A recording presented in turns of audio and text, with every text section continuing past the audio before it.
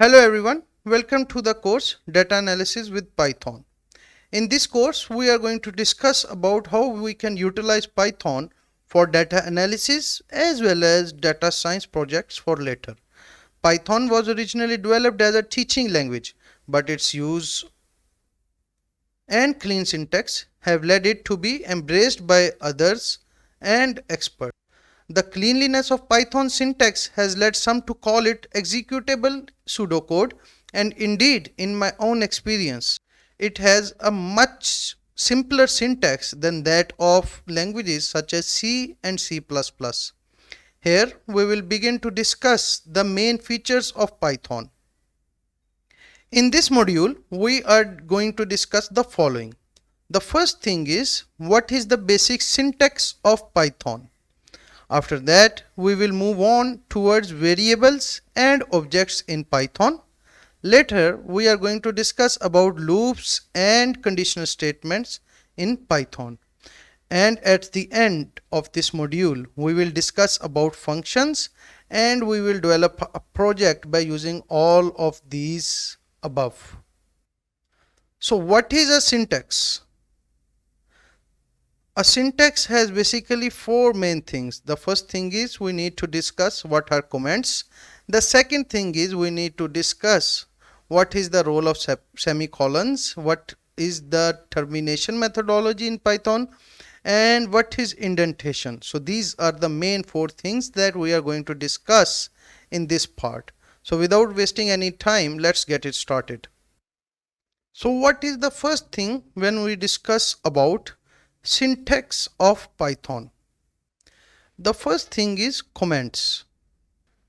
Comments in Python are indicated by a pound sign, and anything on the line following the pound sign is ignored by the interpreter. This means, for example, that you can have standalone comments like the one that I am going to show you, as well as inline comments that follow a statement. So let's just discuss both of them one by one. The first type of comment is this one. This is a comment, and the second type of comment comes within an instruction. Let's suppose I have written a is equal to 2. This is a comment, and this one comes in the instruction. So these are the ways that you can put a comment in a Python program. After that, let's discuss about end of line. Let me just put in a few cells here and a few cells here. Okay, so what is end of line? Where do we need to tell it that the Python command has ended? If you are talking about something like C and C++, there we have semicolons. But if we are talking about Python, it is just as simple as ending the line. So if we write variable is equal to 5 and then we press enter, then it means end of line. We do not have to put anything here. So after that, we can just output the value of variable by writing variable or by writing print variable. Both of those do the same thing. So the value is 5. So what is the use of semicolon in Python then? The use of semicolon is that if we want to put two commands in the same line, we can do that by putting a semicolon in between them. So this is how semicolon can also be useful in case of Python. The next thing and the last thing of this topic that we are going to discuss is indentation. So basically, indentation means white space, and white space is very much important in Python. Where is it important? It is important in conditional statements, or it is important in if else statements and loops as well. So let me show you an example of this. We will be covering more of this in detail in the next sections. So let's suppose if I say a is equal to 1 and b is equal to 5, and after that I say that if a is lesser than b, then do something. So right here, as you can see, when I pressed enter at the end, then the next line started from here. Let's suppose we click backspace and we write here print a is less than b. So if we run this, then it will give us an indentation error. Let me repeat something. We are going to discuss about these if else statements in the next sections, but for now I am just trying to make you understand about indentation spaces. Anyways, so it is showing you that there is an indentation error, that there is something here that should be there, or there is something that is not present. That thing is indentation or white space. How can we solve it? We can just give proper indentation where required. So we have to write if a less than b colon, and then we have to press enter, and after that we have to write it. So indentation, let's run it first. It is saying that a is less than b, right? Because it is. So if we let's talk about the other things when we get there, but for now, so this is the indentation, and as you can see, it is very important. Without indentation, your loops and conditional statements do not work. So in the next video, we are going to discuss about Python variables and objects. In this video, we will start covering the basic semantics of Python language. As opposed to syntax covered in the previous video, the semantics of a language involve the meanings of statements.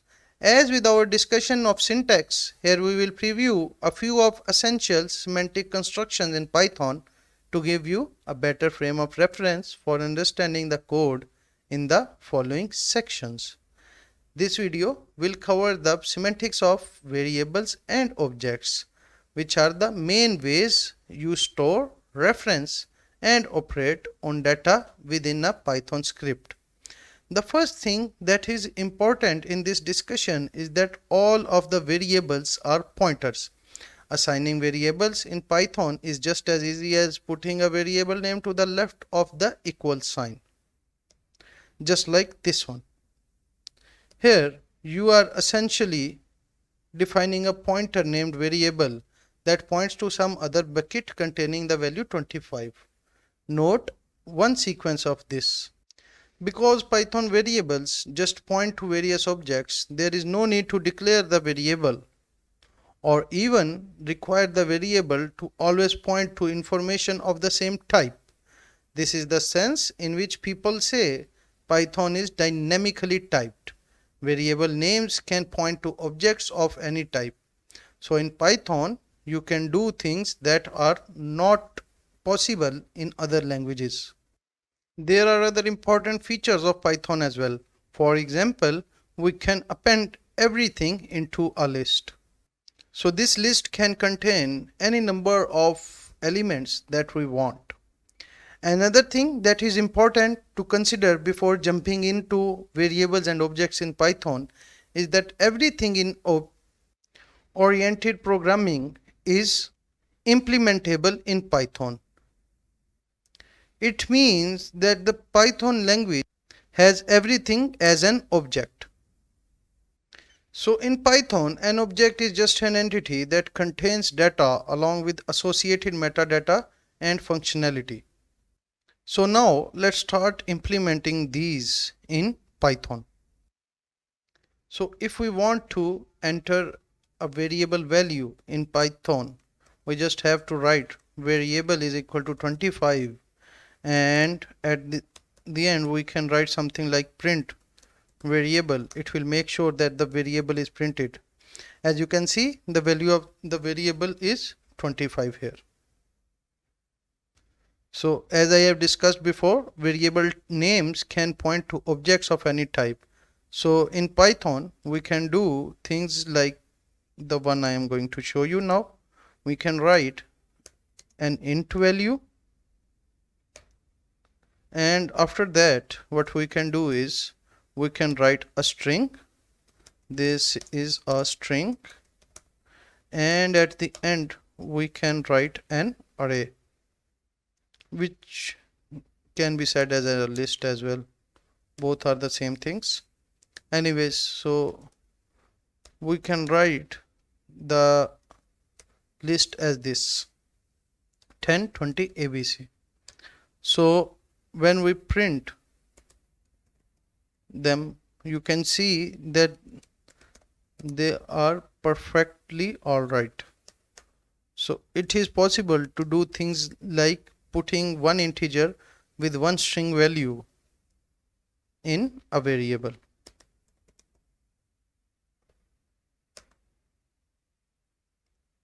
So there we go. This is why we say that this is a dynamically typed language. There is a consequence of this variable as a pointer approach. That is, you need to be aware of two variables with same mutable object. Then changing one will change the other as well. For example, let me show you that a is equal to 10, 20 and 30. What if we say that b is equal to a, and after that let's just print b.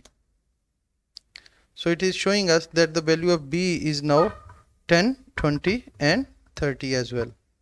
So what if we append a value on a here?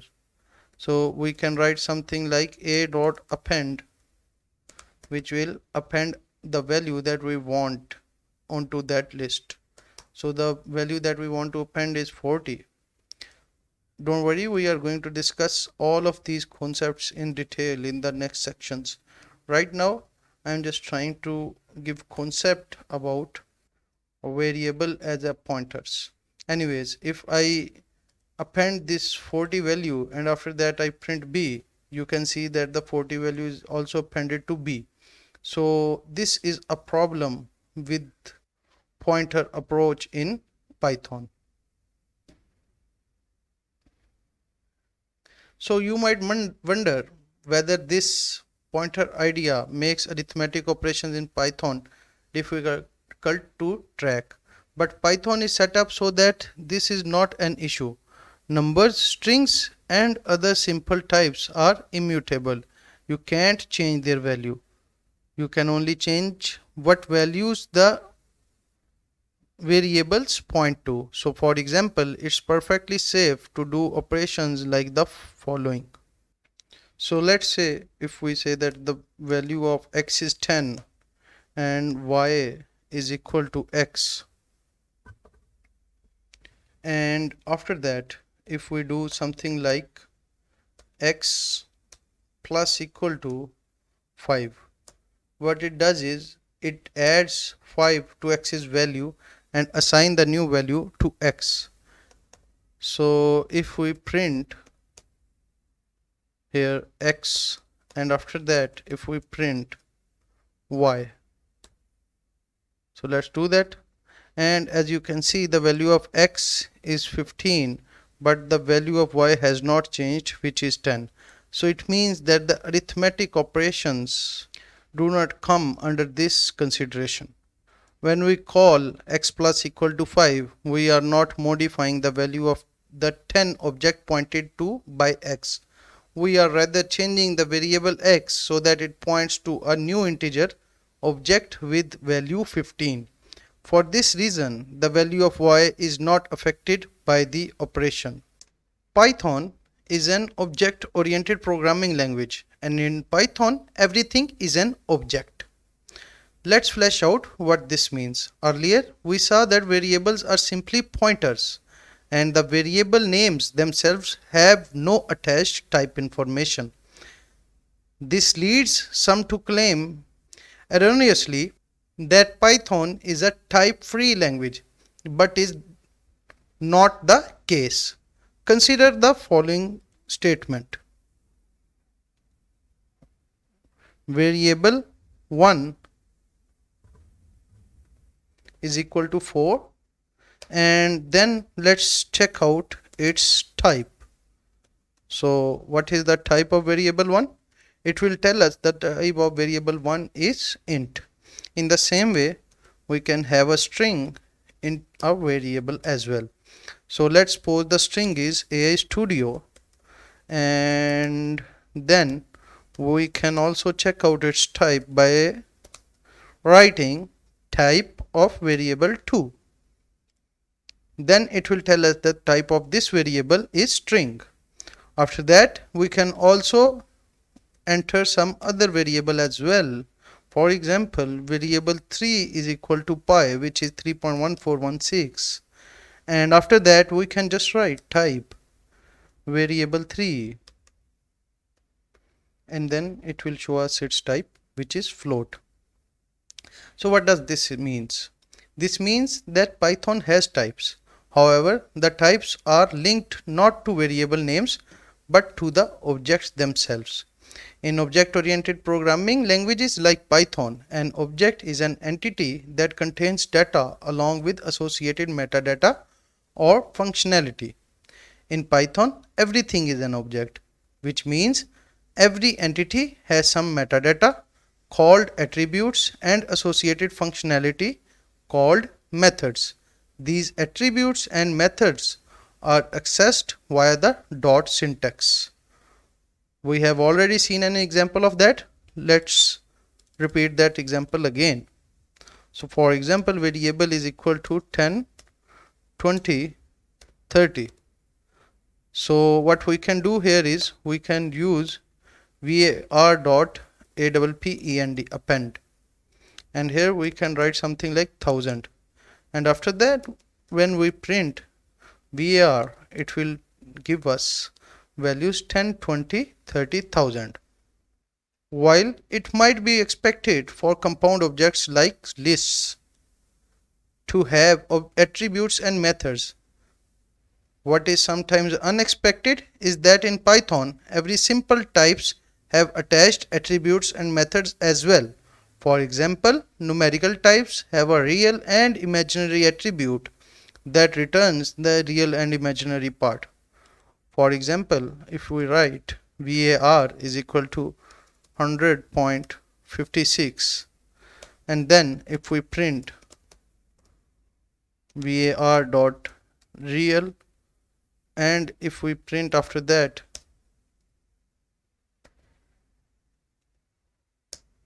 var dot imaginary, so these are both the methods associated with it. So it is telling us that 100 is the real value and 0 is the imaginary value.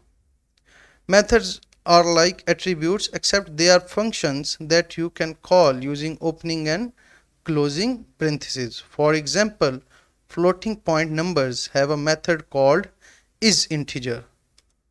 So let's check that. So methods are just like attributes, and we can just check a method which is basically a function whose name is isInteger. So it is telling us no, it is not integer. Let's suppose if we change it to 4, then it will tell us that it is an integer. So we will write 4.0. When we say that everything in Python is an object, we really mean that everything is an object. Even the attributes and methods of objects are themselves objects with their own type information. For example, we can just write type here, and we can write isInteger. So it will tell us that what does it belong to and what does it mean. So this is it for this video. In the next video, we are going to move on with this course into a little advanced methodologies. There are multiple types of data types in Python. For simplicity, they can be categorized into 3 subcategories. Number 1 is string. Number 2 is numbers, in which we have integer type numbers as well as float type numbers. Other than that, we also have a Boolean data type in Python. So let's discuss them one by one. A string is a series of characters. In Python, anything inside quotes is a string, and you can use either single or double quotes.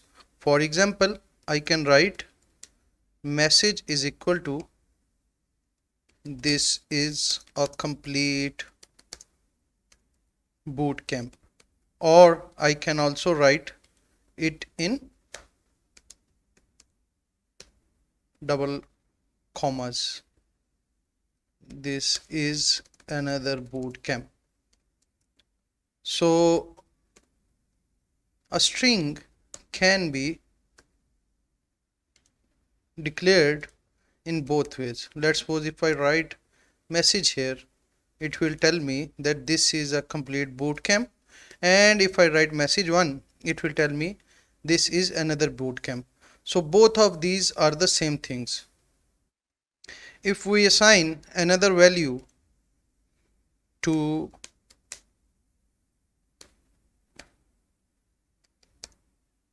the same variable,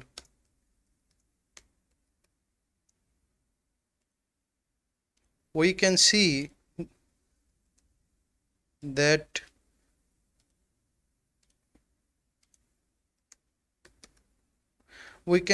it will be updated here. So it implies our point about assigning a value to a variable, which means its value will be updated if the updated value is stored in the same variable. We can also store any kind of string in a variable. Similarly, we can also use multi-line strings. For that, we just put triple quotes like this. So whatever we declare inside this can be considered as multi-line string. So this is a course we are going to learn data analysis. We are going to learn data science. So we can just give all of this to a variable a, let's say, and after that if we print a, then we will get all of this. This is a course we are going to learn data analysis, we are going to learn data science. So this is how we can write multi-line strings or even paragraphs in Python. The next thing is, what are f strings? F strings are basically used wherever we want to enter something into a sentence. For example, if we have something like this, country is equal to America, and we say that we want to write a message that says I work in America. So let's suppose if I write I work in America. So after that, when I print out the message, okay, it is not in inverted commas. Now that I have put it, let's run it again. Okay, so if we output message after this, let's write message here.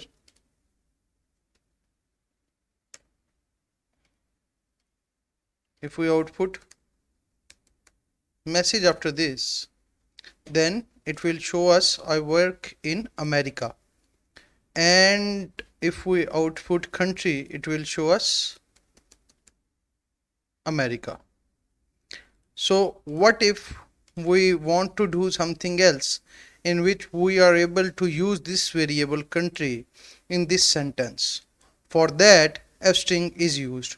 For example, let's take another variable message 1, and let's say that that variable message 1 has an f string in it, and in that f string we can write the variable name, which is country. So let's suppose I write I live in, and after that, to use the F string, I have to enter the curly brackets, and in that I have to write the name of the variable that I want to use, and after that I'll close the string with inverted commas. So this is how we can use an F string. So let's suppose if I write message 1, then it will show me I live in America. So in the same way, we can also use it on paragraphs as well. For example, if I have a very big paragraph, I can just use the country name in it. Let's suppose I write 2 to 3 lines. So message 2 is equal to F string. After that I write I live in country. It is a very good country to work in. Now I can also write curly brackets country here. So America is a very good country to work in, and there are a lot of benefits in America. So let's suppose if I write something like this and then I close it, so it is saved in message 2. Now let's print out message 2. So there we go. As you can see in message 2, we have written I live in America. America is a very good country to work in. There are a lot of benefits in America. So this is how we can use F strings in Python. In the next video, we are going to learn how we can concatenate multiple strings together. There are ways to concatenate a Python string. For example, when you place the string literals next to each other, Python automatically concatenates them into one string. Let's suppose if I write message 4 is equal to, and I write 3 strings here, welcome, and then I enter a space. Let's enter a space here as well, 2, and then I enter a space here again, AI, and then I enter another space and I write studio here. So if I write something like that, Python will consider it as a same string. So for example, if I output it later, it will show me welcome to AI Studio. So this is one way to concatenate multiple strings in Python. If we are using multiple variables in which there are strings, for example, we have a variable A in which we have the word welcome, and we have a variable B in which we have the word to, and a variable C in which we have the word AI Studio. So if we write D is equal to A plus B plus C, that will also make sure that all of our strings are concatenated into one single string. That means that you can use the plus operator to add multiple strings. So for example, if I write D after this, it will show me welcome to AI Studio. If I put a space here and I put a space here, then it will show me welcome to AI Studio with spaces. So this is how we can concatenate multiple strings together to make a single string. In the next video, we are going to discuss about how we can access multiple string elements as well as slicing in string. To access multiple elements in a string, we can just consider it as an array or a list. And since a string is a sequence of characters, you can just access its elements using an index. So let's suppose if we have the same string D, and if I write print and I use D and then I use square brackets and I use 0, it will give me the word W, which was the first word of welcome. In the same way, I can write 5 here and it will show me M, which is the fifth word of this specific string. So this is how we can access multiple elements and any element that we want from a string. We can also check the length of the string by using a built-in function len. For that, we just write str is equal to len, and in this we write D. So the length of string is given into the variable str. After that, if I output str, it will give me 20, that the length of the string is 20. 1, 2, 3, 4, 5, 6, 7, 8, 9, 10, 11, 12, 13, 14, 15, 16, 17, 18, 19, 20. So as you can see, there are 20 characters that are available in this string. And this is what the string length variable is showing us. Other than this, we can also slice the string according to our need. For example, we can print out D and we can tell it that we want to print it out from 0 to 6, for example. So it will show us welcome. Let's complete the welcome here. So it will show us welcome. Other than that, we can also print out something from middle to the end or from middle to another middle. For example, we could have used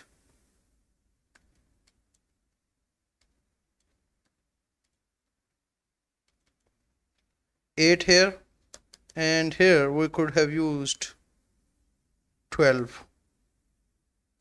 So it is showing us 2a. It is showing us these 4 characters. So this is how we can also perform slicing in strings. Remember that Python strings are immutable, which means you cannot change any character in a string. So you have to change the complete string altogether. However, what we can do with slicing here is we can take other variables and give them the slicing values like this, right? So if I output M1 here, I will see welcome. So this is how slicing can be done. If I take another variable M2 and give it a value such as 8 from 8 to 12, then it will show me some other value, the other part of the string, which was 2a. So this is how we can perform string manipulation. In the next video, we are going to discuss about numbers in Python and what are the ways to use integers as well as float type numbers. Python supports integers, floats and complex numbers. This tutorial discusses only integers and floats. Integers are numbers such as -1, 0, 1, 2, 3, and they have the type int. You can use mathematical operators such as plus, minus, multiply and divide to form expressions that include integers. For example, I can write something like a is equal to 5 plus 4. And after that, if I print a, I'll get 9, which is an addition of 5 plus 4. In the same way, I can also perform multiplication, division, and subtraction. As an example, let's take a number that has been divided by another number. So d is equal to 20 divided by 10, and after that we can just print out d and it will show us 2.0. So this is how multiplication, division, addition and subtraction can be done in Python using numbers. Now let's suppose if you have two different numbers.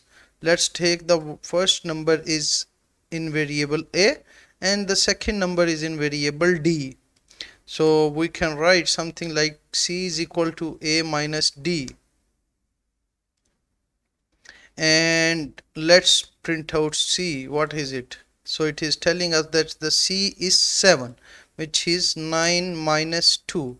So this is how we can perform mathematical operations when we have numbers stored inside variables. Other than that, it also gives us negative values if the number on the left hand side is smaller than the number on the right hand side. For example, if I write e is equal to d minus a, and after that if I output e, it will show me that the result is minus 7. Other than this, we can also use float type numbers, which means we can enter points and decimals inside Python. For example, if I write f is equal to 0.5 and d is equal to 0.9, after this I can just write z is equal to f minus d, and it will show me that the value of z is minus 0.4, which is f, which was 0.5, minus d, which was 0.9, and the answer is minus 0.4. So we can also perform the same operations on all of the floating point numbers as well. So these are the two main types of numbers that are used in Python. There is another type of numbers which is called complex numbers, but that is not important for our specific tasks with Python. Therefore, we are going to ignore them. After this, we are going to discuss about Boolean data types in Python. The last type of data type that we are going to discuss is Boolean data type. In programming, you often want to check if a condition is true or not and perform some actions based on the results. To represent true and false, Python provides you with the Boolean data type. The Boolean value has a technical name as bool. The Boolean data type has two main values. The first value is true and the second value is false. Note that the Boolean values true and false start with the capital letter T and F. The following example defines two Boolean variables. For example, let's say that the name of the first variable is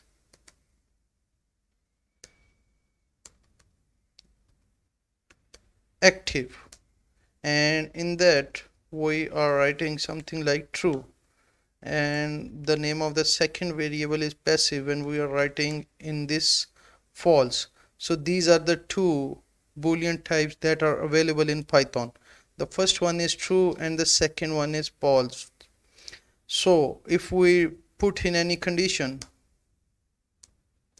for example, if we write that 20 is greater than 50, it will tell us a result in terms of logic. So Boolean data types works on the basis of logics. For example, if I write 20 is greater than 50, it will tell me that your statement is false. No, 20 is not greater than 50. It is actually lesser than 50. If we change this statement to something like 20 is lesser than 50, then it will change the result and show us that yes, 20 is indeed lesser than 50. So this is how we can use Boolean data types in Python. Where are they used? They are most important in using in if else statements as well as the for loops and while loops.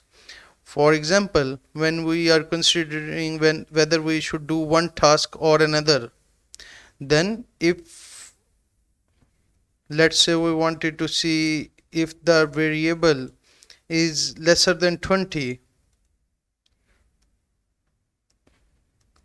then it should print out something, and if the variable is greater than 20, then it should print out something else. So in this case we really need the Boolean logics, because these greater than and lesser than signs work on the discipline of Boolean logics. So that's why it is important to understand Boolean data type as well in Python. Now this section is complete. In the next section we are going to learn about conditional statements in Python. Now let's start with conditional statements.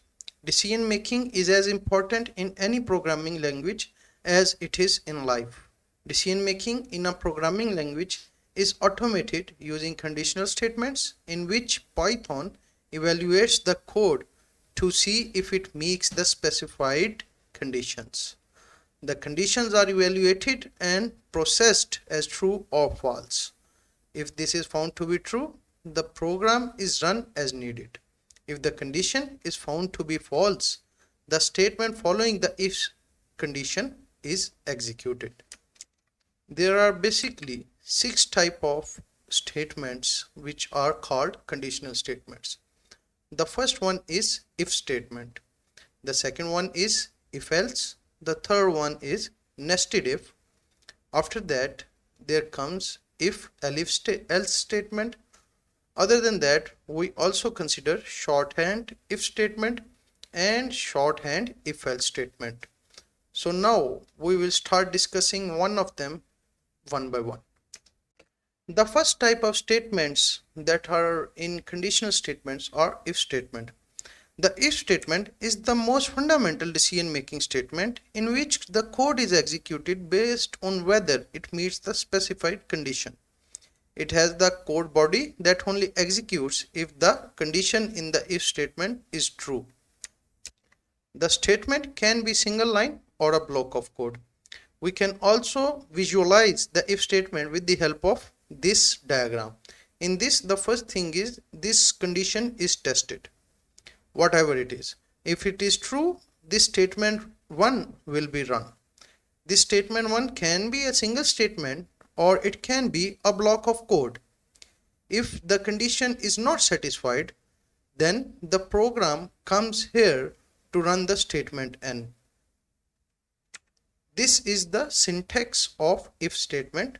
We write if, then we write expression or the condition that we want to test, and after that the statement comes.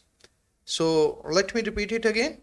The condition is tested. If the condition is true, then the statement is run, and after that and statement n will be run. If the condition is false, in that case statement 1 will not be executed and it will come directly to statement n. So this is the basic structure of any if statement. Now let's discuss this in Python. Now let's suppose that we are taking a number 25, and after taking the number, what we will do is we will check if the number num is greater than 0. If it is greater than 0, we will print out that it is a positive number. Otherwise, we will print out that it is not. In the case of if statements, we only get one condition, so the second part will not be executed. So first, let me show you that by taking a number 25, and then I'll check if that number is greater than 0. So if it is greater than 0, we must print out that the number is greater than 0, right? So, and after the if statement, we can print something like this statement is running right now. Now, if we run this, then it should give that the number is greater than 0. So there we go. As you can see, it is giving that the number is greater than 0. Now, if I change this part to something like 25, and I write here that go into this if statement if the number is greater than 25 right here, and then I write here that number is greater than 25. So now let's run this, and there we go. Because the number is 25, which is not greater than 25, therefore it is telling us that it is not going into this if statement. So it is directly going into this statement and running this statement. So let's suppose if the number was something like 27, then this if statement would have been true. So let's run this. There we go. It is going into this if statement and it is running this part as well. As you can see, it is printing out number is greater than 25. Let's also see another example in which we are comparing two different numbers. Let's say that the value of A is 51 and the value of B is something like 37 or 27. It can also work as well. So now we will write that if A is lesser than B, which is not true as you can see, then it should tell us then that A is greater than B. So let's run this. So it is not giving us anything. What does this mean? This means that A is actually greater than B. So if we do this and change this to this condition in which A is greater than B, in that way now our if statement should be executed. Now let's run this. There we go. It is giving us that A is greater than B. So this is the simplest form of conditional statements that are called if statements. After this, we are going to shift our focus towards if else statements. Now let's move on towards if else statement. This statement is used when both the true and false parts of the condition are specified to be executed. When the condition is true, in that case, the statement or the code inside the if block is executed. If the condition is false, the statement inside the else block is executed. So this is how an if else statement works.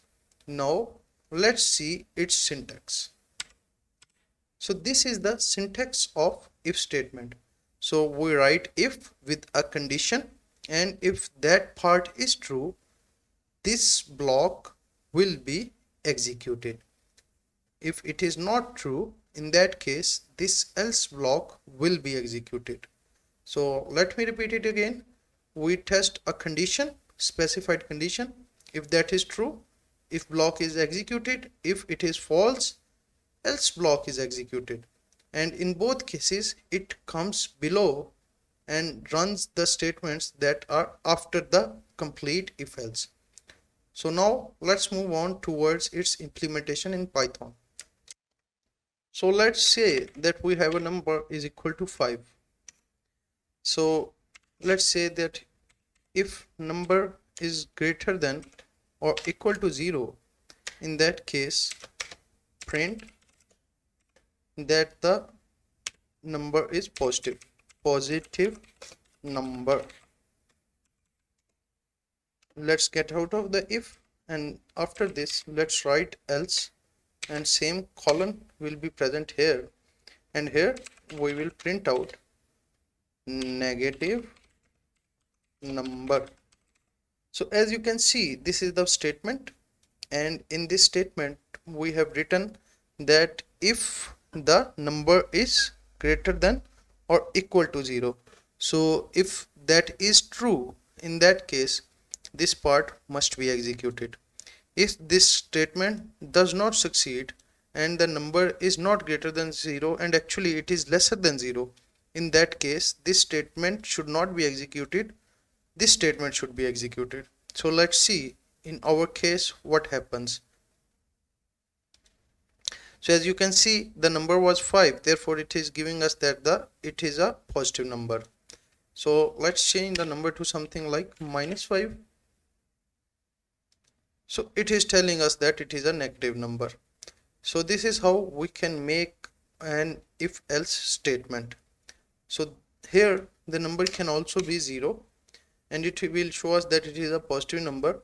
So to add that, we can just add positive number or 0.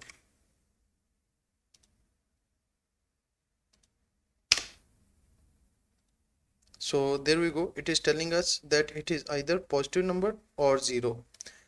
So next we are going to discuss about if Elif else statement, in which we can also take into account if there are more than 2 conditions for a specific program. So let's get into it.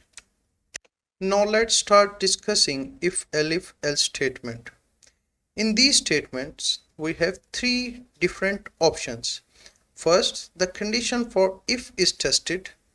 If that condition is not true, then we move on towards Elif statement, and if that condition is not true, then we move on towards the else statement.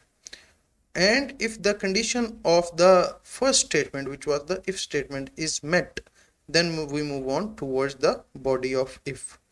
So here we can take care of 3 different things. For example, we can see if a number is positive, or it is negative, or it is 0. So we can have 3 different alternatives.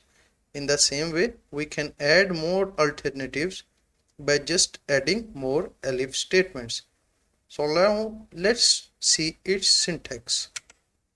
This is the simple syntax of this if Elif else statement.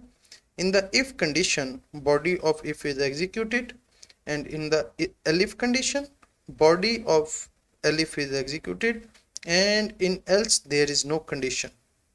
So this is how if Elif else statement works. Now let's start discussing it in Python. So let's see it in Python. Let's say that we have a number is equal to 7, and let's say that if number is equal to 0, then we will say or print that the number is 0.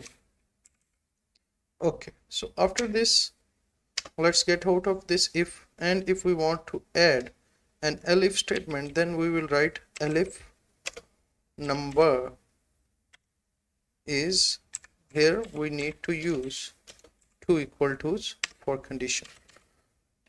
Elif number is greater than 0. So then what it should tell us? It should tell us that the number is positive, and at the end we can just move on towards the else statement, which will say that the number is negative. So this is how we can use if Elif else statement. So now let's run this and let's see what our program says. So it is telling us that the number is positive. So what does this mean? This means that this Elif statement is being run right now. If we change it to something like -7, so it is telling us that the number is negative. It is running the else statement. And if we write something like 0 here, then it will tell us that the number is 0. So this is how we work with if, elif and else statements. After this, we will move on towards nested if statements. Now, let's move on towards nested if statement. A nested if statement is one in which an if statement is nested inside another if statement. This is used when a variable must be processed more than once. So how does this work? It works like this. If the if condition is met, in that case we go towards right of the program in our case, and then there is another nested condition. If that is also met, then we run its body. So it is taking two conditions to run one thing, and if the second one is false, then it moves on towards the body of that else. If this condition, which was the first one, is false, then it moves on towards this else. After this, it moves on towards the end of the program or later program after if else statement.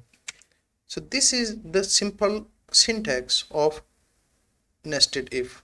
There is an if in which condition 1 is tested, and if it is true, condition 1 is executed, and the block of code inside this is also executed. After that, another if statement comes and condition 2 is tested, and it is executed if condition 2 is true. Condition 2 ends here, and then condition 1 ends here. So this is the complete structure of nested if statement. Now let's discuss this in Python.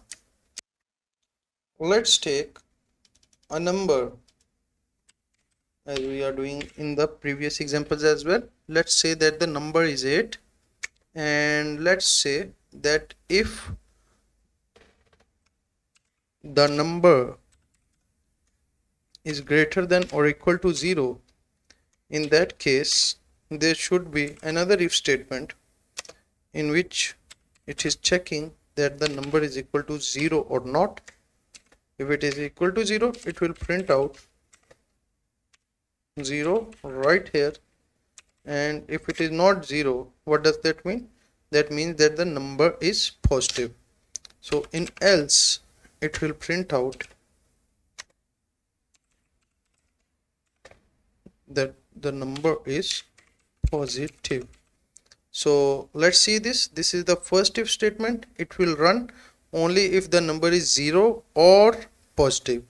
So in this if statement, there is another if which is checking if the number is 0. If it is 0, it is printing out 0, and for being non-zero, which means that it is greater than 0, it is printing out this next part. We can also enter an other else here which will belong to this if. So we can also enter something like print, and here we can write negative number. So as you can see, the number is 8, and so this else is running which is inside this if. So nested if is running in this case, and if the number is -8, then there should not be a nested structure but the simple structure which is here. So this is how we can utilize nested if statements in Python. Next, we will move on towards shorthand if statements. Shorthand if statement is used when only one statement needs to be executed inside the if block. This statement can be mentioned in the same line which holds the if statement. So it works in the same way as the if statement. It is started, then the condition is tested. If the condition is true, that body is executed. If it is false, then it comes to the end. But its syntax is different. In this, we check the if statement, and in the same statement we run the block of code as well, which is one single statement in case of shorthand if statements. So now let's do its implementation in Python. Now let's just take a number. For example, I is equal to 15. Now, how do we write one-liner if statement? That is the question.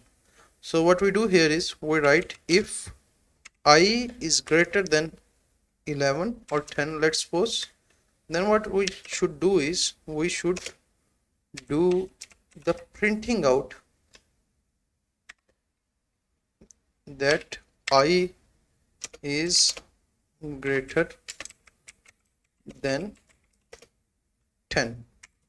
So this is how a shorthand if statement works. In this case, this should not work because this should work because I is greater than 10.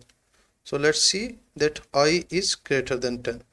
The shorthand of this is the backdrop of this is we can only execute one statement. So we cannot add more statements into this if statement. So basically this shorthand if statement is utilized only when we need one block of code or one line of code. So now let's move on towards shorthand if else statements. Now let's move on towards shorthand if else statements. So in case of its working, it is just as similar to if else statements or elif statements, but in case of syntax they are a little bit different. So what happens here is let's suppose we have taken two numbers 3 and 5 and we will print a if a is greater than b, else we will print b. So this is the syntax of shorthand if else. Now let's see this in Python. So let's say that there is a number a as we have seen in the slides as well, and there is a number b as well. So let's say b is equal to 5 and let's print a if a is greater than b, else print b. So this is the simple system with the help of which we can develop shorthand if else statement. So let's run this and it is telling us that b is bigger, right? So why is that? Because we told it to print a if a is bigger than b and to print b otherwise. So the problem with these statements is that we cannot use them in longer format of the programs. And what is the reason for that? The reason for that is quite simple, that we can only write one line of code for if and one line of code for else. If we want to use bigger programs in this, then we have to use dictionaries and lists and things like that. We will cover all of those things in the later parts of this course. So to summarize the conditional statements, the if statement is used to print the result when only one of the condition listed is true or false. When one of the condition is false, the if else condition is used to print the statement. So if the outcomes even increase than 2, then we use the elif statements in the programs for 3 or 5 or 10 outcomes. By declaring all of the conditions in a single statement, we can reduce the number of codes that must be executed. We have done that by using shorthand if else statements. And nested if statements can be used to nest one if condition inside another. So this was a brief overview of the if else statements. Now we will move on to the next part of this course. In this lecture, you will learn everything about Python dictionaries, how they are created and accessed using Python. Dictionaries are very helpful. Python dictionary is an unordered collection of items. Each item of a dictionary has a key value pair.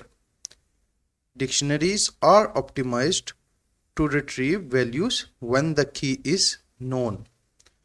So here I will tell you how to create a dictionary, how to create an empty dictionary, add elements to a dictionary. So let's get it started in Python.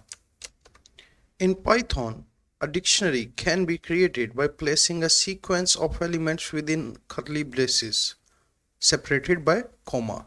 Dictionary holds pairs of values, one being the key and other corresponding pair being the value. Values in a dictionary can be of any data type and can be duplicated, whereas keys can't be repeated and must be unique and immutable string,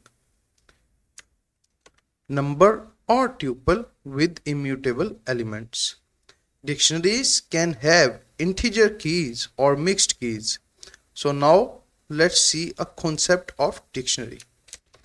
So let's say that we have DICT for dictionary, then we will write is equal to, after that we will write curly brackets, and here we will write course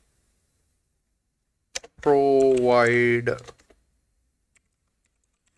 and after that we will give it something like AI Studio, right? So after this we will write 1 and then we will put another colon here, and here we will write 10 entries, 10, 20, 30 and 40. So we have made this small dictionary. So here course provider is the key for the first element and 1 is the key for second element. So it means that we are having one mixed key and one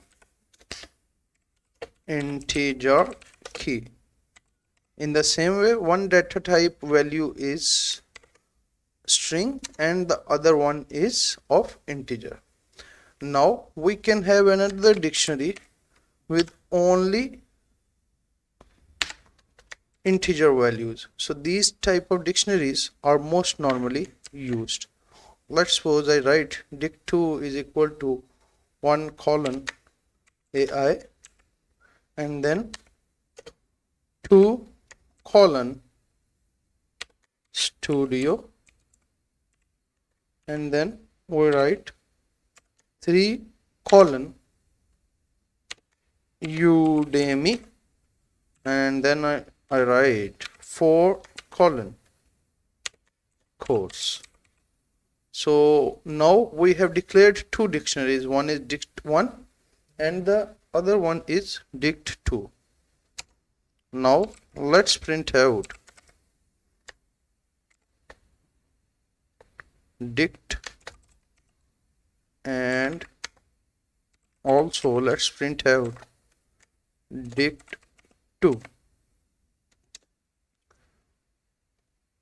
So there we go, this is dict and this one is dict2. So this is how you can make dictionaries in Python. You can also create an empty dictionary. So for that what you need to do is you need to just write dict is equal to curly braces and in this there will be nothing. So after this if I print out dict, it will tell me that this one is an empty dictionary. So later we can add elements to this dictionary as we want. So this is why empty dictionaries are sometimes useful. We can also make dictionaries with the help of built-in function called dict. So for that what we need to do is we need to write my dict is equal to dict, and in this we will have a curly brackets, and in that we will tell it that the first one is AI and the second one is studio. So this is another way to make a dictionary. After this, I can just write my dict, as you know, or I can also write print my dict. So this is how we can make dictionaries with the help of dict. So next I am going to show you how you can add elements to our dictionary. Now let's discuss how you can add elements to a dictionary. Addition of elements can be done in multiple ways. One value at a time can be added to a dictionary by defining value along with the key. For example, dict of key is equal to value. Updating an existing value in a dictionary can be done by using built-in update method. Nested key values can also be added in an existing dictionary. So let's understand what I am saying. So first, let's make an empty dictionary by the name of DICT. As you know, if I write print DICT here, it will show me an empty dictionary. Now let's do that first. After this, what I can do is I can add new elements into this dictionary. For example, if I want to add an element at 0th index, I'll just write dict of 0 is equal to AI Studio, and let's suppose dict of 1 is equal to Udemy course. So this is how we can add values into our dictionaries. So let's print out DICT once again, and there we go. It is telling us that there is a value at 0th place and there is a value at 1st place. So this is how we can develop dictionaries in Python. We can create them, we can create empty dictionaries, and we can also add elements to our dictionary. These dictionaries are very important when we are talking about data science, data analysis methodologies, because in that case dictionaries and lists are used a lot, of course alongside things such as for loops and if else. So now let's move on to lists and tuples. Python lists are just like dynamically sized arrays declared in other languages such as C++ and array list in Java. In simple language, a list is a collection of things enclosed in square brackets and separated by commas. Here I will show you how to create a list. After that, I'll show you how to access elements of a list. After that, we will discuss how to add elements of a list, and we will also discuss how to remove elements of a list. So let's get it started. So the first thing is how to create a list. For that, we will just write list is equal to square brackets. It will get us a blank list. So let's take another list, list 2, and equal it to square brackets, and in this we will write some elements. So now we have two lists, right? So this is the first one, this is the second one. So if I write print and list here, and then I write print and then list 2 here. So there we go. This is the first list which was empty one, and this is the second list which had elements. We can also have mixed type of list, just like we had mixed type of dictionaries. For example, I can write AI Studio here, and I can also write something like course here, so it will be shown here as well. So course is here as a third element and AI Studio is here as a fourth element. So this is how we can create a list in Python. Now let's talk about how to access elements in a list. So to access elements, we just need to take on a specific element. Let's suppose we are taking this list 2, and if we write list 2 and here we write 2, then it will show us course, which was the third element. And if we write 0 here, it will show us 20, which is the first element. So this is a simple way with the help of which we can access any element from a specific list. We can also add elements to a list by using append function. So let me show you that as well. We are going to add elements into the list that was blank. So it was written as list. So first let me show you. So this is the blank list. Now we can do is list dot append, and here we will write, let's suppose 20.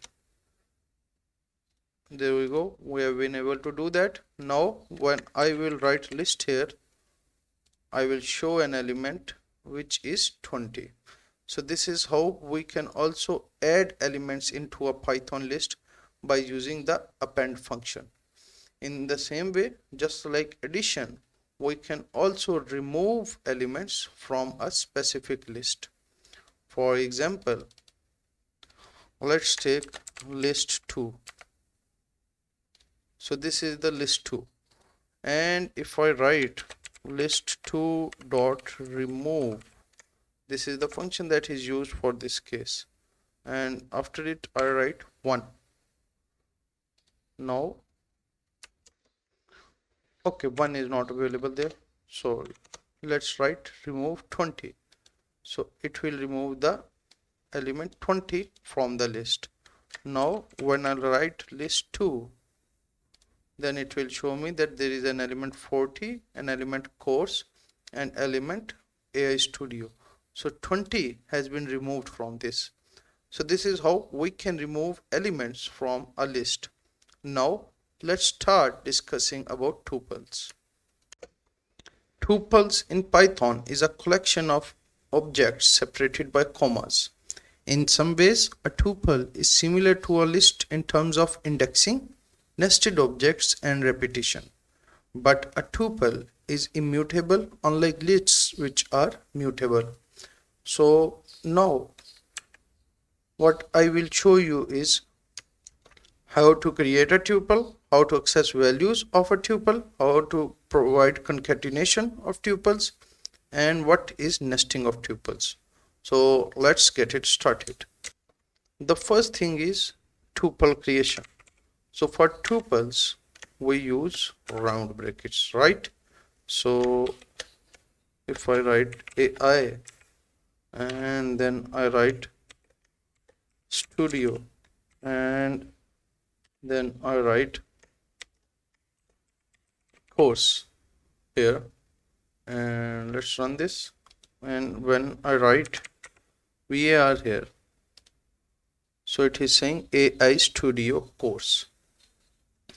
So this is how we can create tuples in Python. Now we can also access elements in these tuples.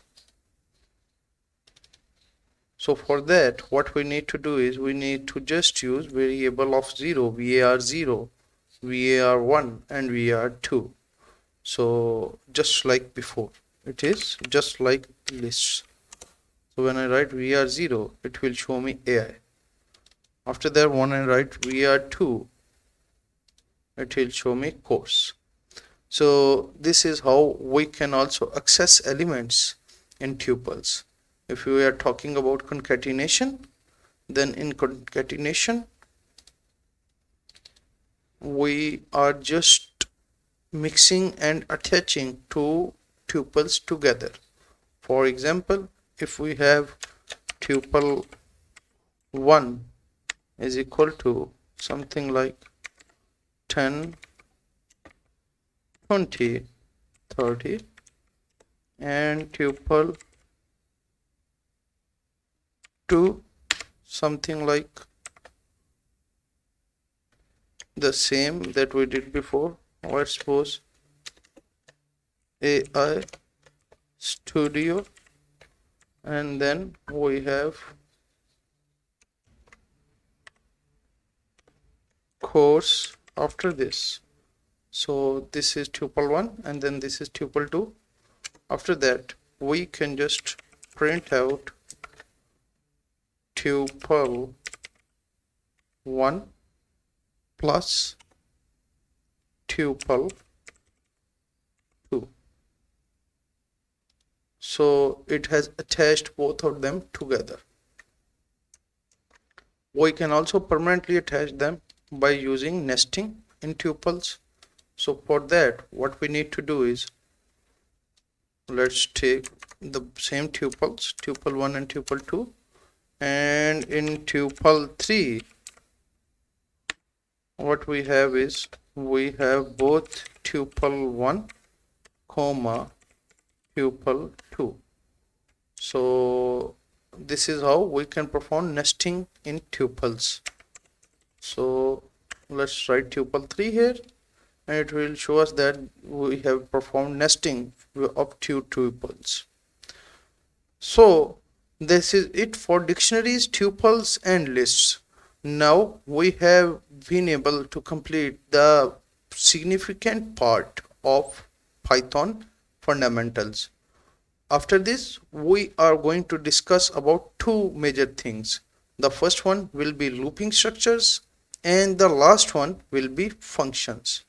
So let's move on towards them. So now let's move on towards loops in Python. Python programming language provides the few types of loops to handle looping requirements, such as while loop, for loop, and nested for and while loop. Other than that, we also discuss pass, break, and continue statements when we are talking about loops. Python provides these ways for executing the loops.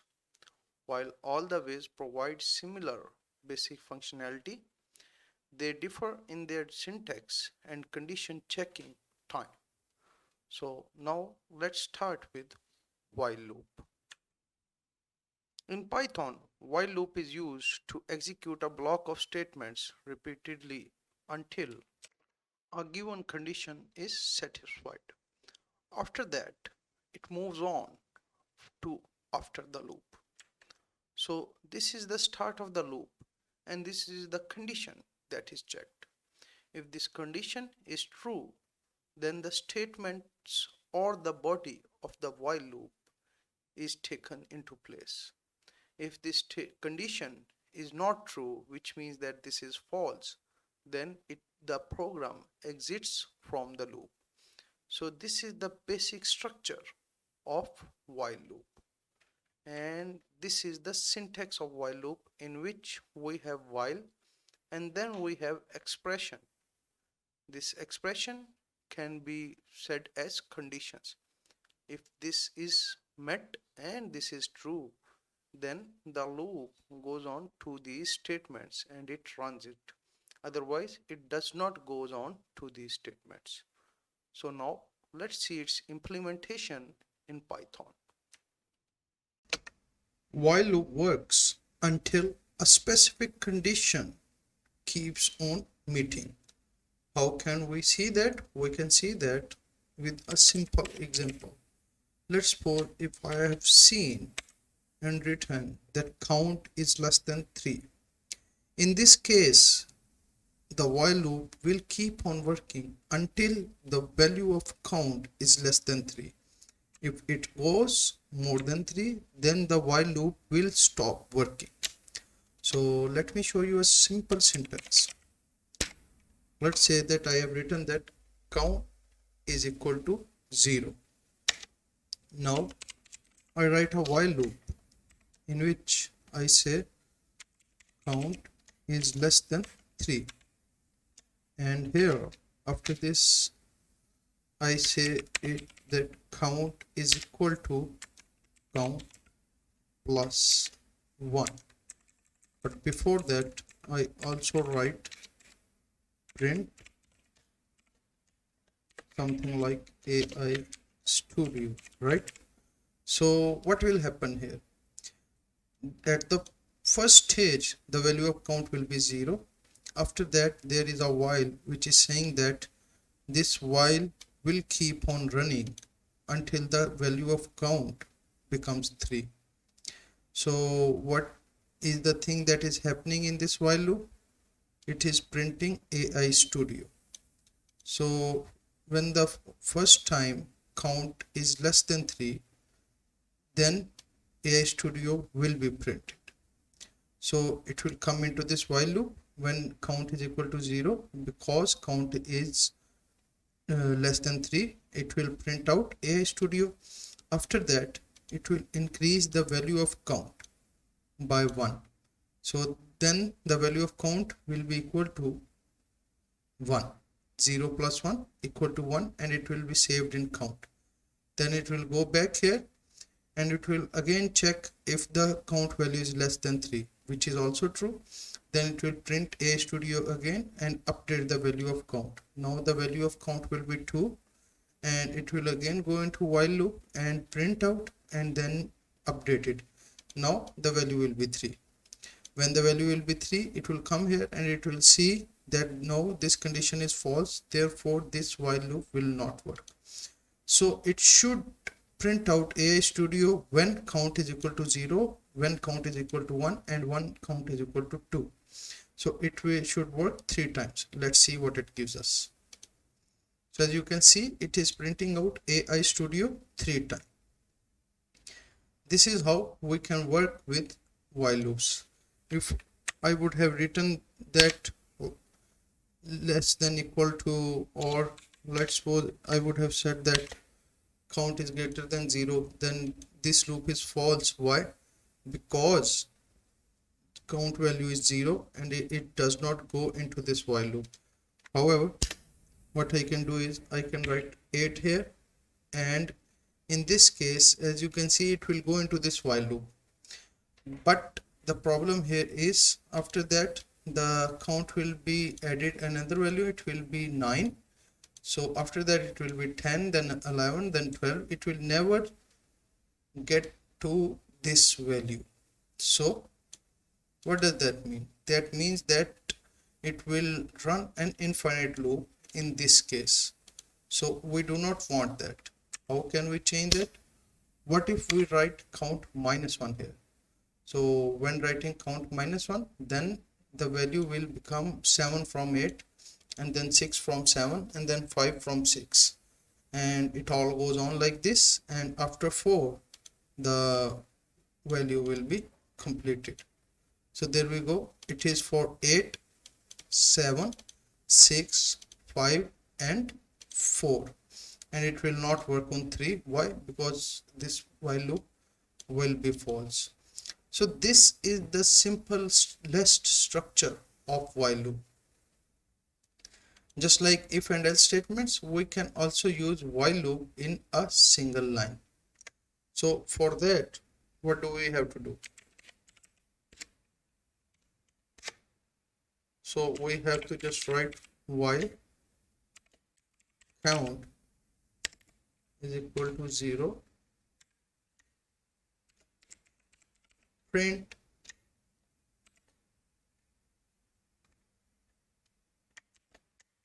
AI studio, but this will be an infinite loop.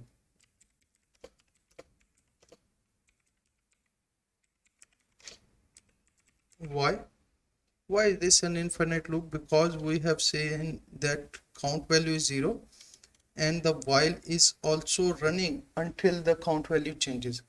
However, there is no way for it to change here. So this type of looping is not recommended. Of course, I'm not talking about single statements. I'm talking about, doing this. Count is equal to 0 and then running until count is equal to 0. You always need to have something greater than sign or r less than sign or something like that. So those conditions are the true one.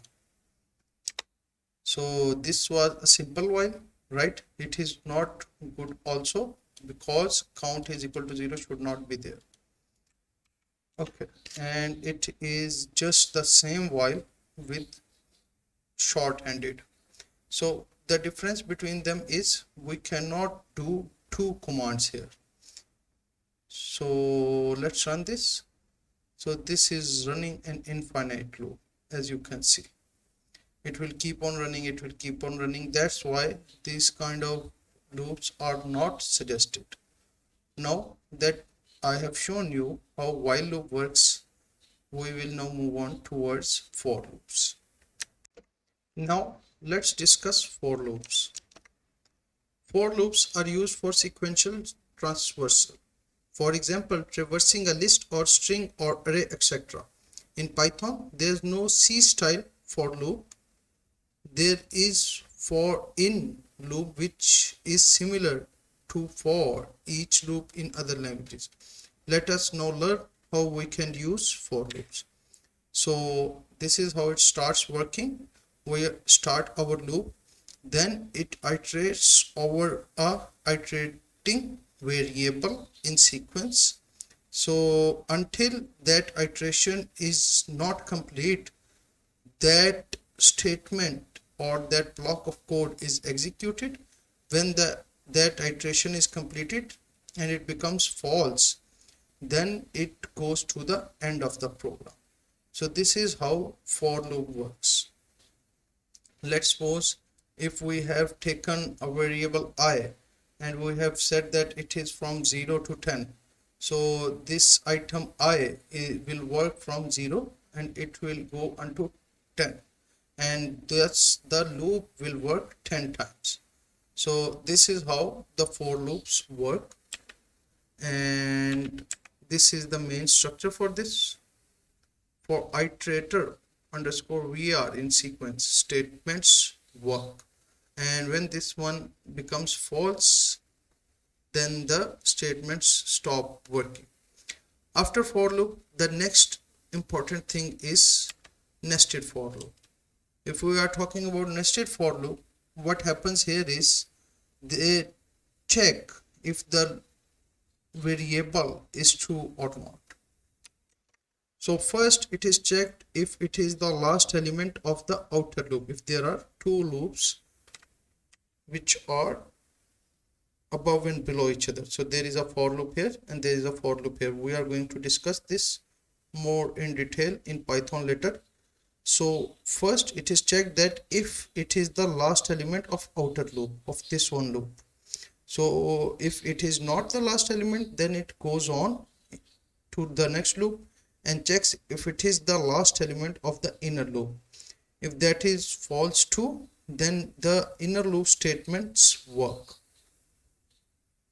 Okay, so after that it keeps on checking the inner loop again and again.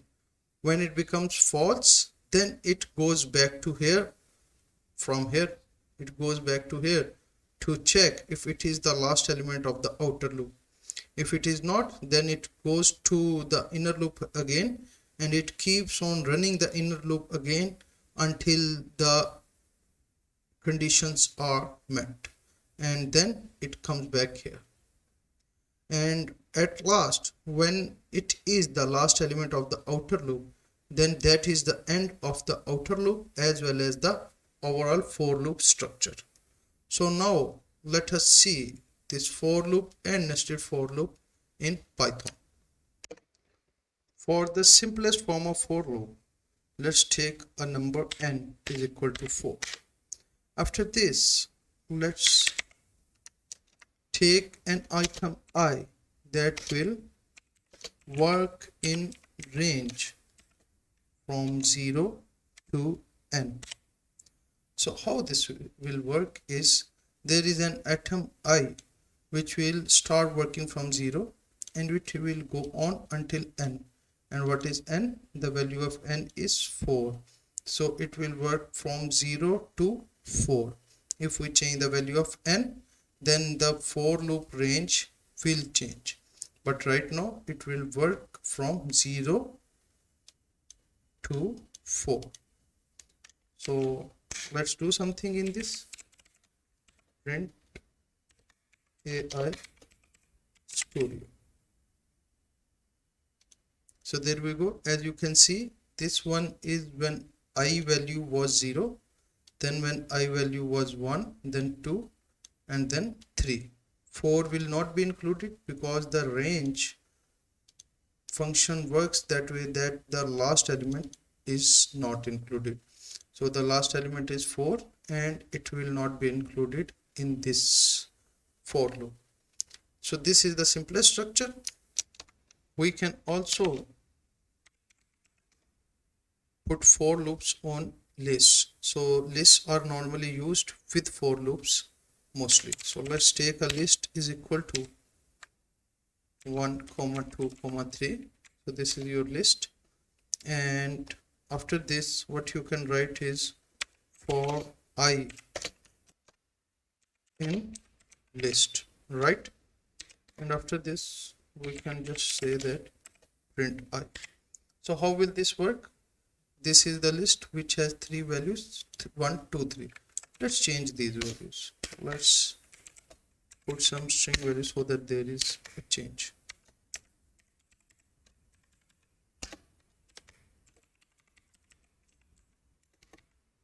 So this is it, AI Studio presents. So these are the 3 elements, and we have written here for I in list print I. So let's run this. So in the first case, I will take on this element, which was the first element.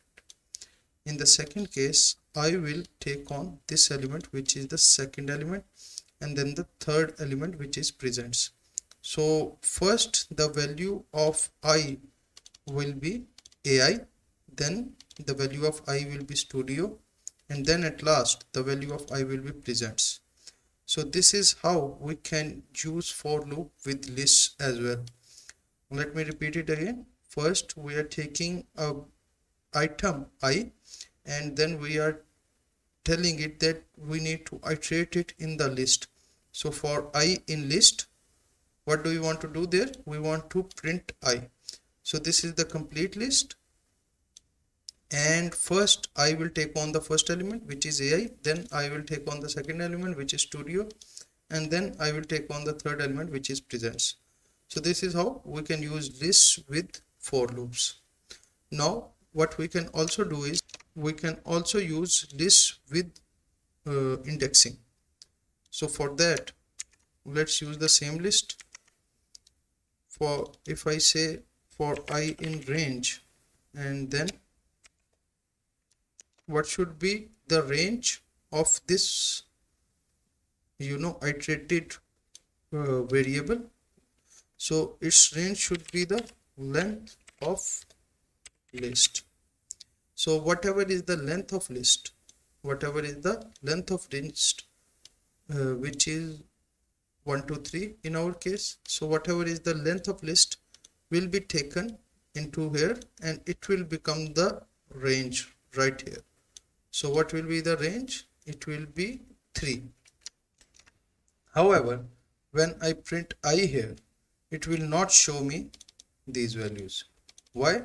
Because this time the iteration is not directly in the list, but it is in the indexing of the list. So when I write print I, it will show me the indexes of the list, right? So let's see. So there we go. It is showing me that the first index of the list is 0, which is this one. The second index is first, which is this one. And the third index is 2, which is this one. So it is showing me the indexes of the list, not the list itself. So what can I do if I want to see the list? As you know that we can see any of the variable in the list by just writing list here and putting this iteration in the square brackets. So now let's see if it is showing us the list members or not. So there we go. Now it is telling us that the AI is the first element, studio is the second element, and presents is the third element. So here I have shown you three different methodologies for doing for loop. This was the most simplest one, and in this we have done the iteration in the lists according to elements, and here we have done the iteration in the list according to indexing. Now let's move on towards nested loops. So what is the difference in nested loop? In case of nested loop, we have a loop inside a loop. For example, if we have a loop like this one,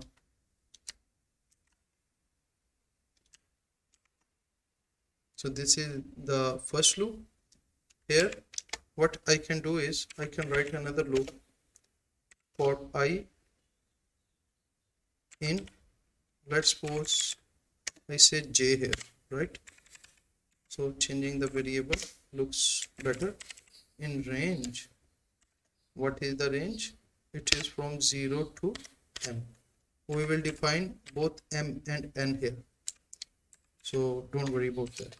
And here I tell it to print it inside this loop. So let's give m is equal to 2 and n is equal to 4. Okay, and so now let me show you. So this is the first loop. This is the thing that is coming inside the first loop, as you know. This is the indentation for the first loop. So what is in the first loop? It is another loop. So what is that loop saying? It is saying that keep j working until it reaches m. And after that, after entering colons, when I wrote print AI Studio, what does it do? It makes sure that this part, print AI Studio, is inside the second loop, right? So as you can see with this indentation, it is inside the second loop. It is not inside the first loop, it is inside the second loop. So now that much is clear, we can also write a few lines in this loop. We can do that right here. For example, print AI, right? So I'll print AI here and I will print studio here. Let's make this change, right? So AI will be printed in this loop, and after printing, then j will start working, and then studio will be printed here. Okay, so now what is the next important thing? The next important thing is how they are working. So the value of n is 4, right? So when the value of n is 4, I will work from 0 to 4, right? 4 times. So AI will be printed 4 times, but not like this. Just hear me out. So AI will be printed once when the value of I is 0. So after printing AI once, what will happen? It will not go into the for loop again. It will go into the for loop, which is the next one. So it will go into this for loop, and here what it will do? It will initialize j. Until now, AI is only printed once. It will initialize j and it will make it work from 0 to m. What is m? M is equal to 2. So in this loop, j will run 2 times, for once for 0 and once for 1, because it is going to end at 2. So what is happening inside this loop? It is asking to print studio. So what is all of this signifying? It is signifying that AI will be printed once. After that, studio will be printed twice, right? So after printing it twice, this for loop will be falsified because the value of j will be 2. So this loop will not run again, and it will go back to this loop, and it will check if the value of I is okay, which is right because the value of I is changed by 1. Now the value of I is 1. So for every AI, when it is printed once, studio will be printed twice. So it will keep on happening until this for loop is falsified. So now let's run this. So there we go. AI is printed for the first time when the value of I is 0, and in the same sense studio is printing twice. Here the value of I is also 0. For the first 3 outputs the value of I is 0. Then the value of I will increase. When this one is falsified it will become 1. Then AI will be printed. After this studio will be printed twice again. Then this is for I is equal to 2. Again j will be iterated 2 times, and it is for I is equal to 3. Again j will be iterated 2 times. So to make more sure about this, what we can do is we can print out another thing that is not inside any of these loops. So let's write course here, right? So AI Studio and course should be seen once outside when all of these loops are falsified. So let's run this. So as you can see, course is added here. So this is how nested for loop works. This is the simple architecture of nested for loops. We can add as many loops in this as we want. Now let's move on to the control statements in for loops. Loop control statements are used when we want to control our loops, for loop or while loop as well. So basically there are 2 types of loop control statements. The first one is break statement and the second one is continue statement. So what happens in the break statement? Let's suppose we have taken a complete string AI Studio and we want to print out this string letters one by one. So if we break at t, then what it will do is it will break out our loop at the variable t, and the rest of the udio will not be displayed. So this is how the break statement works. If break is yes, if the break condition is yes, then it goes here, here, and otherwise it goes here. So this is how the break statement actually works. And what about the continue statement? How does that work?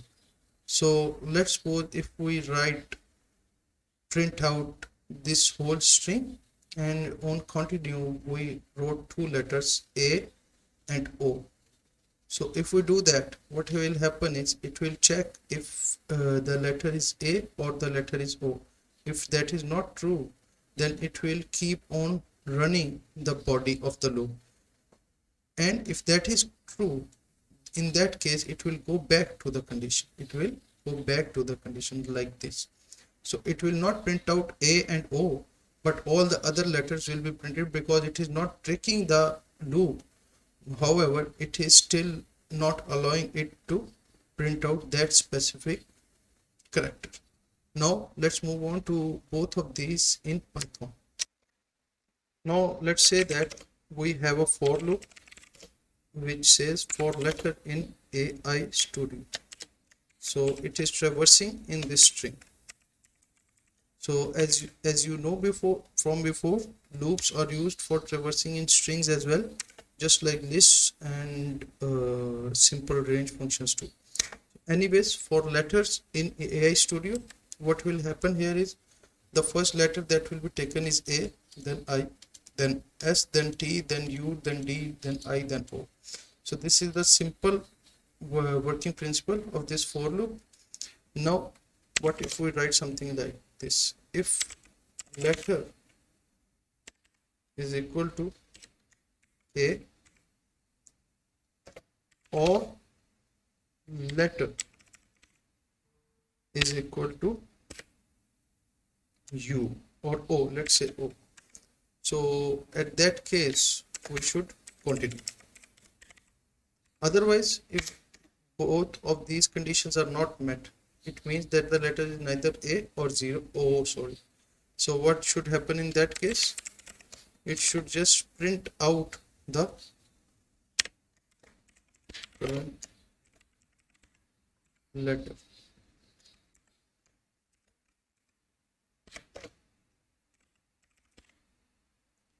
So this is how it should work. And now in our case, it should not print out A and O out of this string. Other than that, everything else will be printed. So now let's see. Okay, so it is giving an error. Let me see what that is. Yes, we should enter two equal to's here. So there we go. As you can see, A did not show. Then after A, we have I, then S, then T, then U, then D, then I, and O did not show as well. So what does it do? The continue statement makes it go back to the loop, right? This condition or these statements that are after the continue statement ends will not work. So this is in the for loop, yes, but it will not work. So this is how the continue statement works. And now let's see the construction of break statement. So let's write break here, and let's write break if the letter is equal to T. Now what will happen in this case is it will keep on working until the letter T comes. So it will keep on working on A, then I, then S. After S, it will be broken off. So now let's see this. So there we go. As you can see, we are seeing three elements, A and I and S. So T is not working, right? Why? Because it is asking to break the complete loop when T comes. So whenever T comes, it is going to break the complete loop, and it is not going to show T or any letter that comes after this T. Now the last type of control statements are pass statements. We use pass statements to write empty loops. Pass is also used for empty control statement functions and classes. Let's take as an example, let's take the same example as well.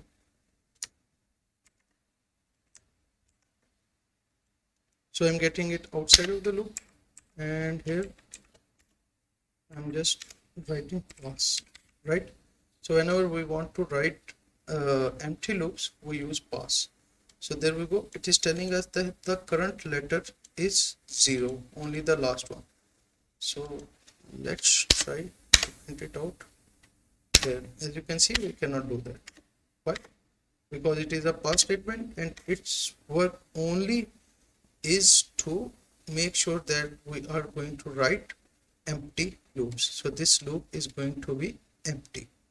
So this is how the pass statements work. And now this is the end of the looping structures in Python. After this, we are going to start the last topic of Python, which is functions. And after that, we are going to start with our data analysis part of this course. Now let us move on towards functions in Python. So far, our scripts have been simple single-use code blocks. One way to organize our Python code and to make it more readable and reusable is to factor out useful pieces into reusable functions, right? So here we will cover two ways of creating functions. The define function or the define statement, which is most useful, and it is used in most of the cases when we are making the functions. So it goes something like this, right? So we use this methodology mostly. Other than that, there is also another method, which is lambda statement. So that is useful for creating short anonymous functions. So what are we going to learn in this part? We are going to learn the role of a function. We are going to build basic function. We are going to use default argument values in functions, and then we are going to talk about a few examples. So now let's get it started in Python. Let us start with a basic function.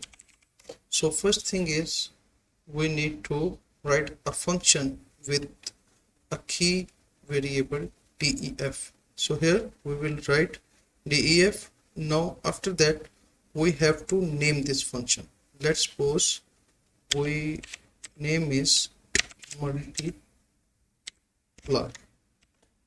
Now what do we want to do in this function? Let's suppose we want to multiply two numbers and we want to get the result in this function. So let's suppose the two variables that we want to multiply are a comma b. Now let's get into this function. Now what we want to do here is we want to multiply a and b, and after that what we want to do is we want to print it out, or we want to pass that back. So let's write x, which is another variable, is equal to a multiplied by b, and after that let's print out, actually let's not print out, let's return x. So this is the simplest structure of any function. Here we write def, here we write multiply, which is the name of a function. Here what we do is we write the variables that we are going to use inside, and here we write the variable that we want to take out, right? That we want to take out.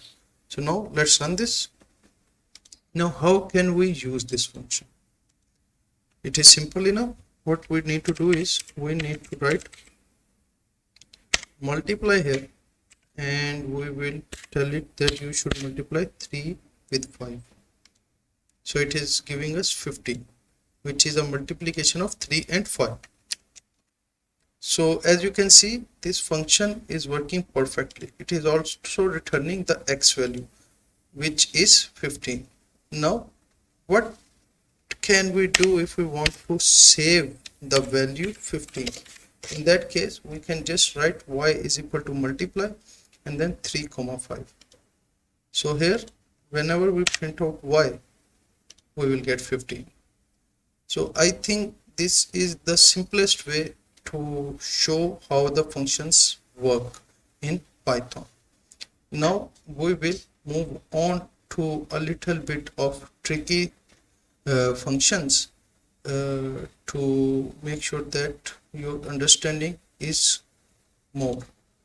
So let's suppose we want to make a function that prints out all the variables in the given list other than the variables that we do not want. So let's make a function. Let's say it listed new, something like that. Listed new, yeah. So what we can do in here is we can just take a list. Let's take that list to something like AI, right? And after that let's say studio, and after that let's say presents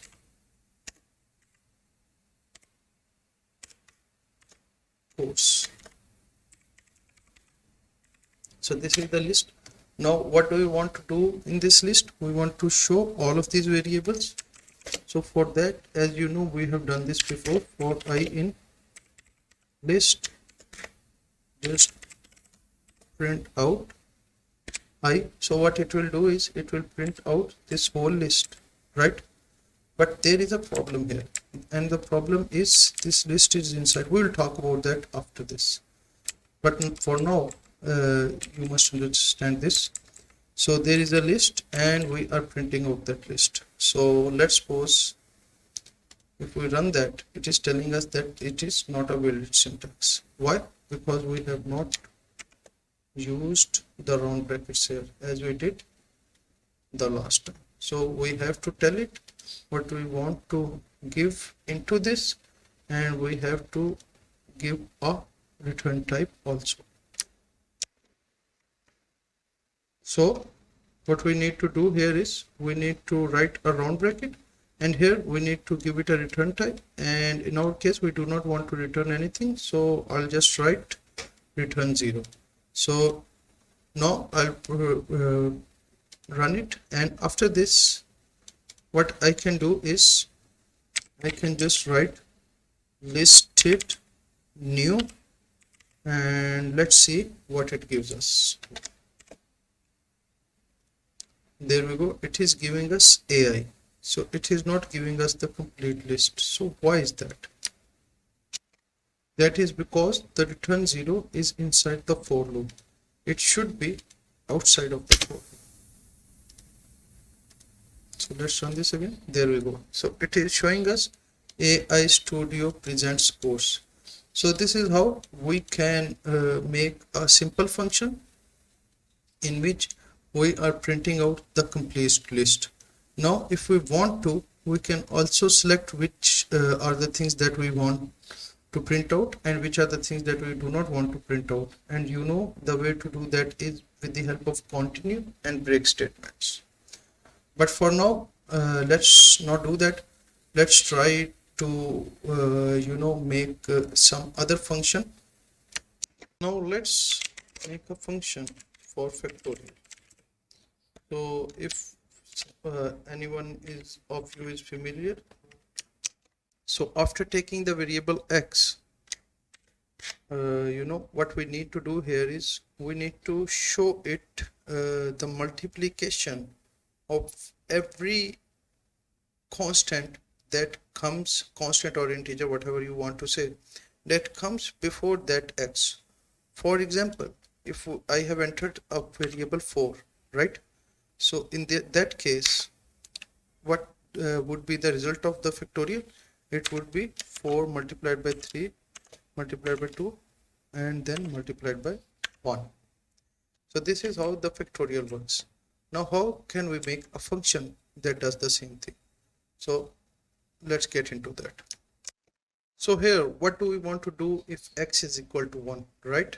So if x is equal to 1, what do we want to do in that case? In that case, we just want to return the value of x. So if 1 is passed here, right, then the factorial should be 1 also. So that is what I am saying. If 1 is passed here, then the factorial should be 1 also. So what if the thing that is passed is not 1? What if it is 2 or 10 or something like that? So in that case, for factorial, we are going to use something that is called the recursion methodology, in which the same function is called again and again. What do we do in this?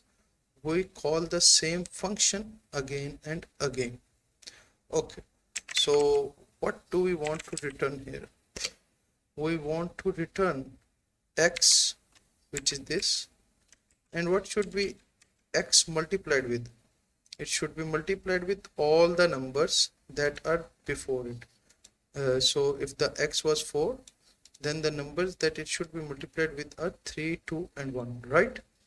So here what we want to write is, we want to write x multiplied with, what does it multiply with? It multiply with factorial function, the same function, right, with which is called with x minus 1. So what will happen here is, if we have written 4 here, then this if will be deemed false and it will come into this else.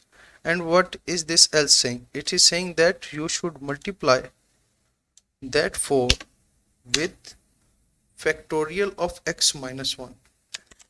Right? So the factorial of x minus 1, what is that? So let's talk about that now. Factorial of x minus 1, which is 4 minus 1. So it means that it is asking to multiply with factorial of 3, right? So what is factorial of 3? It will run the same program again, and for factorial 3. So what is factorial 3? It is simply the multiplication of 3, right? So it will come here. It is the multiplication of 3 with factorial of 3 minus 1, which is 2. So in the next step, what it will do is, it will write multiplied by 3 multiplied by factorial of 2. So this is the second step. Now it will call again factorial 2. What will happen in that case? It will come here again, but this time it will be run with 2, right? And it will come here because it is not 1. So it will come here and it will again multiply 2, right? 2 with factorial of 2 minus 1, which is 1. So 4 multiplied by 3 multiplied by 2 multiplied by factorial of 1. So this is the result that we are getting after that. And when it will be called with factorial 1, then it will just return x, which is 1 in that case. So it will be 4 into 3 into 2 into 1. So this is the simplest way to make a factorial function using recursive methodology. Now I know that this is a bit handful, but with the exercises and with the projects that will be coming later, it is hopeful that all of these things will be revised again and again. So now let's try running this. Let's run this with factorial 4. So there we go. It is giving us 4 into 3 into 2 into 1, 24. Let's do it for factorial 2. So it is giving us 2 into 1, 2. So this is how we can make a factorial function. And here we have discussed about return statements. We have discussed about the way to call any function, right? So we can also call a function inside the same function. That's what we discussed here. Other than that, I believe we have discussed everything that is important when we are talking about functions. So there is another way to make functions, which was through lambda, but I am not going to discuss that because we are going to focus on this methodology, and we are going to make a lot of more functions related to this using these methodologies, of course, in this course. So after this, we will get started with our next module.